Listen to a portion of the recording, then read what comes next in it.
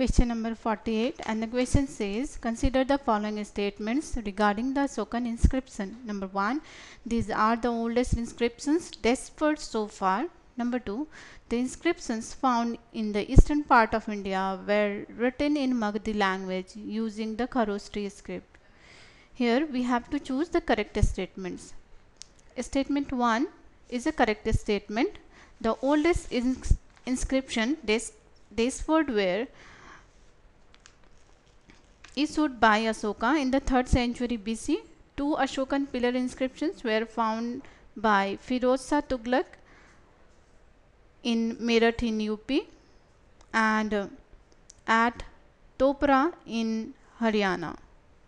So statement 1 is a correct statement, while statement 2 is an incorrect statement.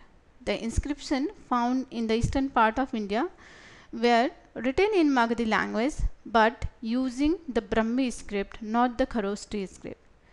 Kharosthi script is an ancient script used by the ancient Gandhara culture of South Asia. So here statement 1 is a correct statement while statement 2 is an incorrect statement, and our answer will be option A, 1 only. With that, let's move on to the next question.